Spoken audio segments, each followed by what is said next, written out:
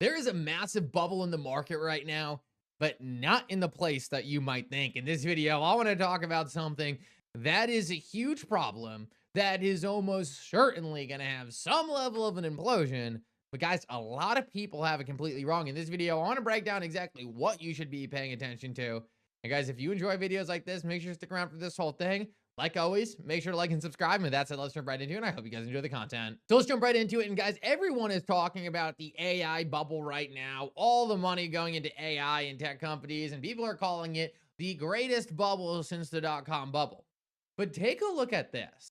This is a comparison of the tech companies right now in comparison to 2000. And what you'll see is that this light blue line versus dark blue line, the light blue line was in 2000, this dark blue line is now. It is not even close to comparable to what we saw in the dot-com bubble. People are massively confused by one very critical thing. Right now, there is a ton of money flowing into AI companies. There is a ton of money flowing into the broader stock market. But it's justified. These companies are growing hand over fist. They are absolutely exploding in terms of revenues. During the dot-com bubble, we saw massive amounts of money flowing into companies that didn't make any sense. Things like a pets.com. Things like companies that didn't have any real revenue that they would ever be able to stand on. That's completely different than Anthropic growing hundreds of percent month over month, quarter over quarter. That's an explosion in value alongside the explosion in the stock price chart. So just understand that for people just looking at a stock going up and saying, oh my God, this is a huge bubble, you need to put it in comparison to whether or not it's justified in one way or another. It's so important to realize that a bubble is typically created when there is no fundamentals to back up what is taking place. But the evolution of AI is a huge increase in productivity demand that's causing real value to flow into these companies. Now, guys, what was absolutely a bubble and what is currently imploding, in my opinion, is the Bitcoin treasury sector. Right now, we are currently watching a massive depeg. And honestly, this reminds me of the Terra Luna FTX situation and what we're seeing right now in STRC. Now, STRC is MicroStrategy's preferred stock. And let me explain this to you in a really simple way. And just so you're aware, Michael Saylor was asked a very simple question about MicroStrategy in comparison to a metric they report on. And he gave a 10-minute long answer. So I go to say that I am not going to give you a perfect definition of MicroStrategy here, but hopefully it's good enough to help you understand the issue going on. One of the biggest problems with these treasury companies is extremely similar to what we actually saw in the real dot-com bubble, right? Companies that don't actually produce anything being valued extremely high. Michael Saylor and MSTR essentially created a way to give access to Bitcoin when there wasn't access to Bitcoin. And that was valuable. But guess what came out very soon after these treasury companies? Bitcoin ETFs. And Bitcoin ETFs are a dramatically better product because they enforce shareholder rights to the underlying Bitcoin that MicroStrategy could never. Back in the day, MicroStrategy was actually trading at a 3x to NAV. Meaning that if you were to buy MicroStrategy instead of Bitcoin, you're essentially trading or buying 3x the price of Bitcoin in comparison to the actual price of Bitcoin. I.e., if Bitcoin was $100,000 and you were buying MicroStrategy instead of Bitcoin, you were buying a Bitcoin for $300,000.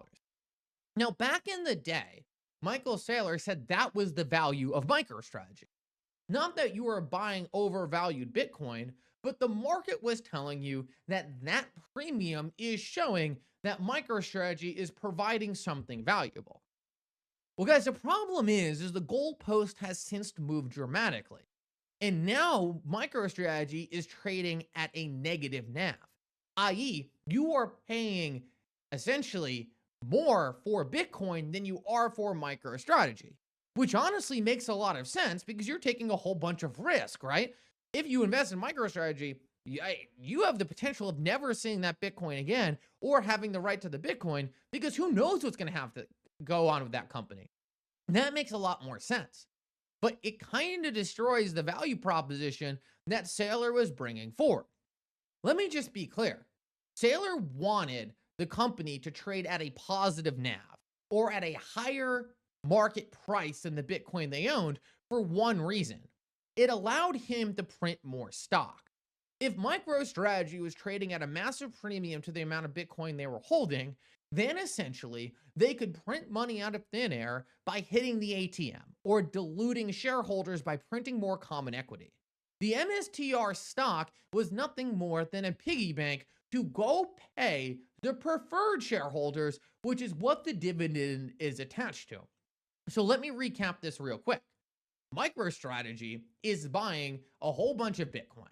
And as long as the MicroStrategy common equity was representing a value that showed that MicroStrategy was worth more than the Bitcoin they were holding, then essentially there was a arbitrage opportunity for them to print shares and stay in a place where there was still immense amount of value in the company, i.e., they were essentially arbitraging the gap to print money out of thin air by hitting the ATM.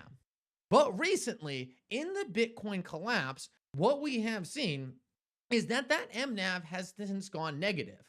And now MicroStrategy is in a position where they can't hit the ATM, they can't dilute shares like they were doing before. Now, this wouldn't be a big deal if they didn't have any cash obligations. But the cash obligation that they have in place right now is the fact that they have to pay out a dividend to their preferred shareholders via STRC. And guys, it's not a cheap dividend. This is 11.5% a year. So essentially what the market is doing now is depegging the actual preferred share from $100 all the way down to 88, i.e. the market is no longer confident Michael Saylor is going to be able to pay his dividend. Now, I believe this entire economic scheme is a huge issue in the cryptocurrency market. It's a real bubble.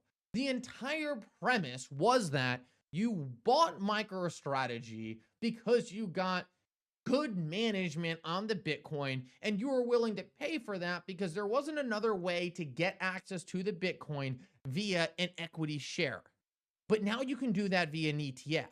The entire value proposition of MicroStrategy is gone, and now they created this huge obligation to pay out cash from a company that doesn't generate any cash.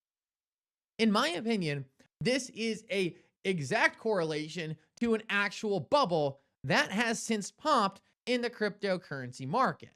And it doesn't make it any better that, right, this entire thing that I just talked about, right, could I actually just poke a hole in it that easily?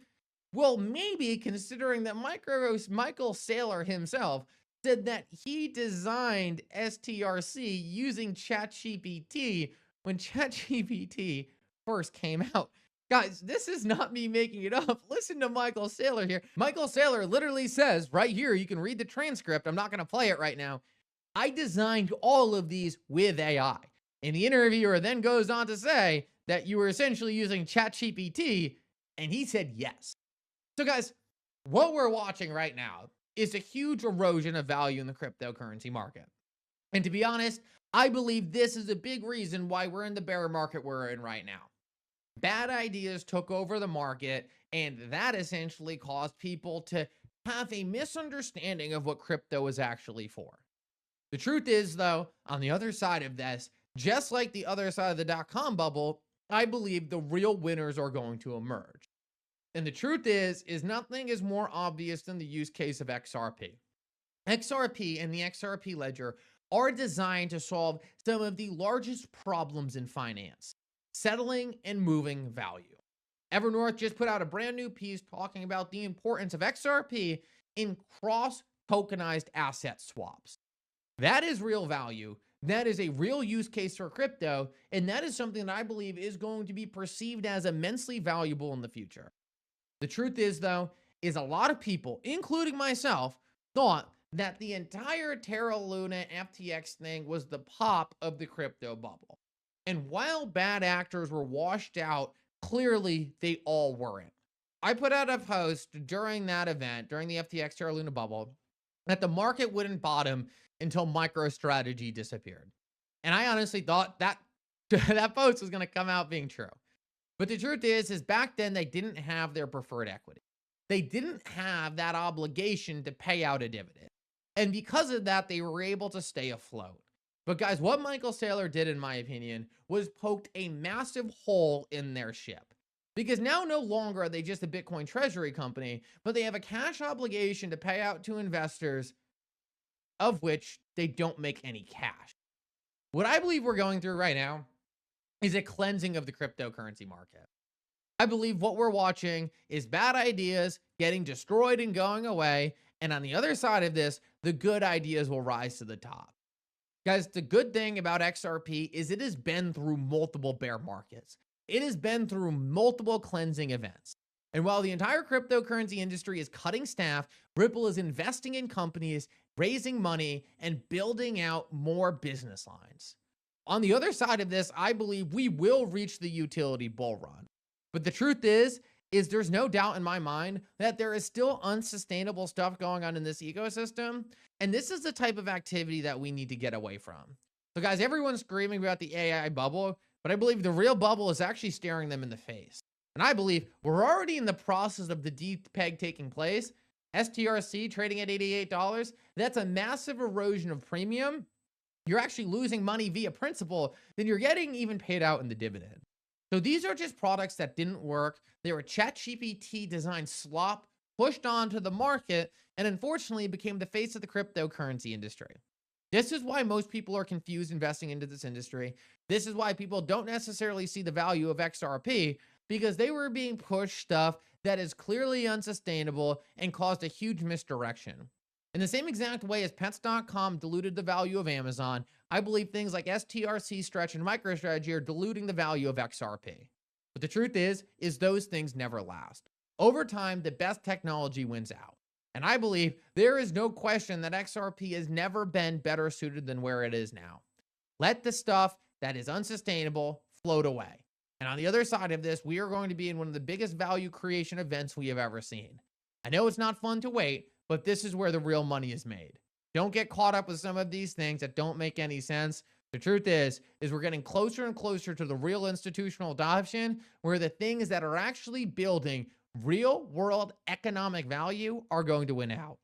XRP has never been in a better place. And time is proving that these yield generation schemes, NFTs, and Bitcoin treasury companies were nothing more than the Pets.com of this era. That's the real bubble. That's what you should be paying attention to. And on the other side of that is where real value creation happens.